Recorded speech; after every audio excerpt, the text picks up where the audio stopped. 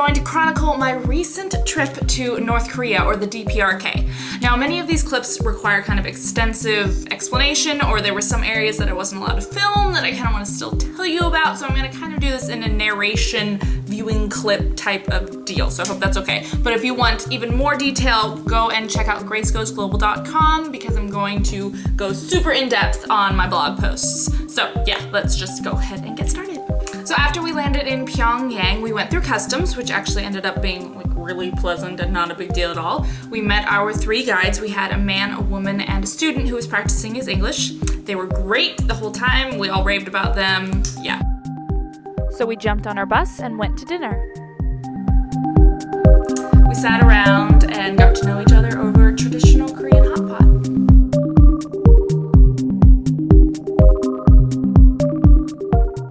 Oh, and we drank beer. We drank a lot of beer on this trip. Next, we went to go check in at our hotel. This is probably the most famous hotel that tourists can stay at in Pyongyang.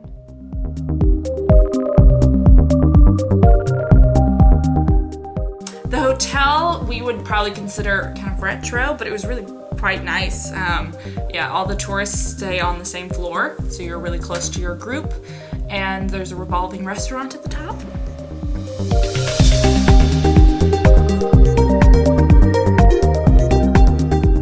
Come on, does that not look like Beauty and the Beast?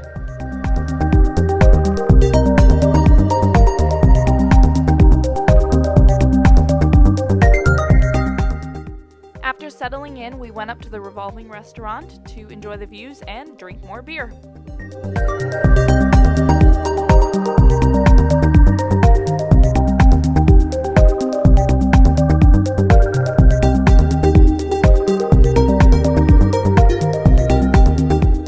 This odd-shaped building is a hotel that has been under construction for something like 30 years. So the outside of this hotel is finally finished, and the Korean government is currently looking for sponsors to finish the inside, and when it's finished, it'll be able to house all of the tourists in this one hotel. It'll have like 1,000 rooms and 5 restaurants.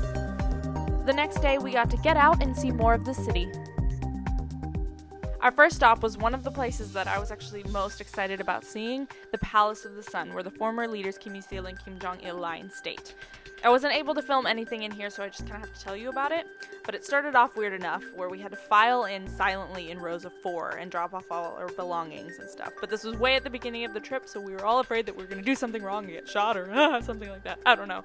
Whatever. So inside, there were hundreds of photos and mementos of the leaders, along with things like the train car that Kim Jong-il died in, and a plane, and there was this huge map that conveniently left out America, but I don't know if there was anything with that. I don't know. That could have just been saving space. I don't know. Whatever. So when we actually went in to see the dear leaders, we had to bow on 3 sides of them, and there were people crying, and it was just super surreal.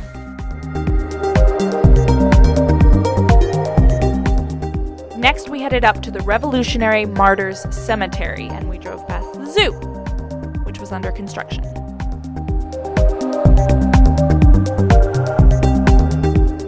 The cemetery offers a beautiful view of the Pyongyang skyline.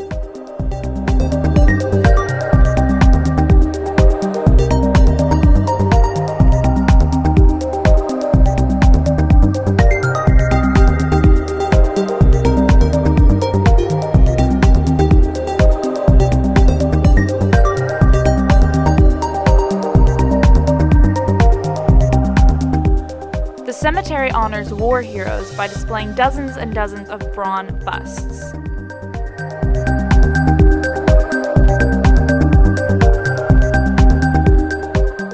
I was actually pleasantly surprised to see quite a few women honored here, including the Mother of Korea, who overlooks all of the city.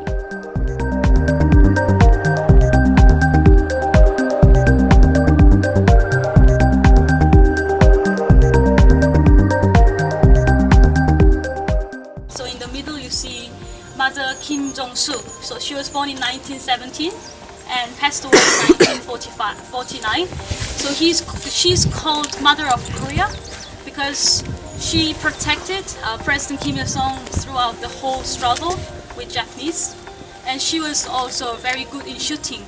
Yeah, so she defend our President Kim Il-sung whenever there was a battle. Yeah. and she also brought up leader Kim Jong-il as the successor of President Kim Il-sung. So she's mother of Korea.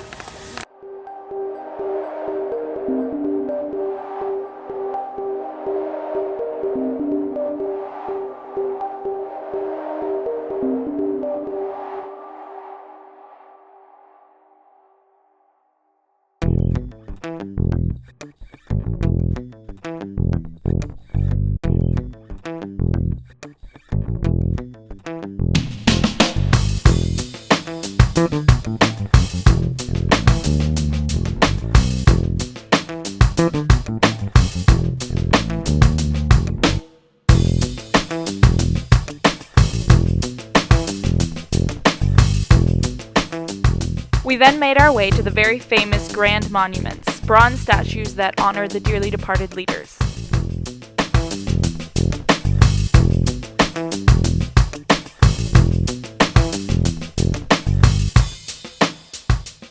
There were lots of rules that we had to abide by here, including we had to present flowers and you couldn't cut off any of the statue in photos.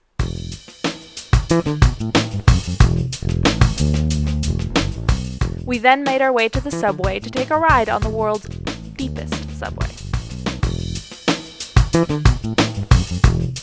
The word retro comes to mind again, but in the best way possible. It was really quite lovely and very clean and efficient.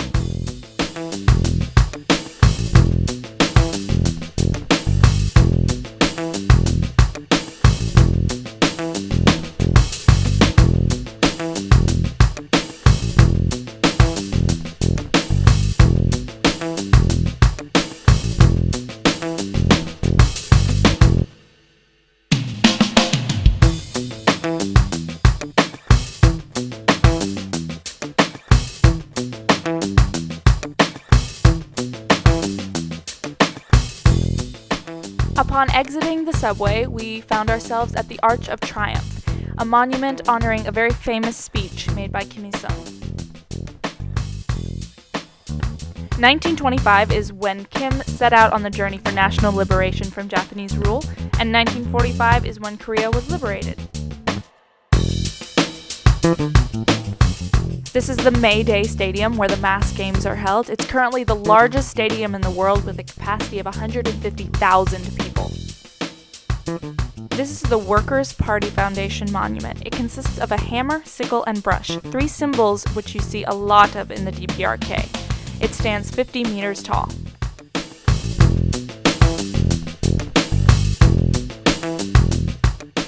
Our final stop for the day was the Juche Tower, which, after going up 150 meters, it offers panoramic views of Pyongyang.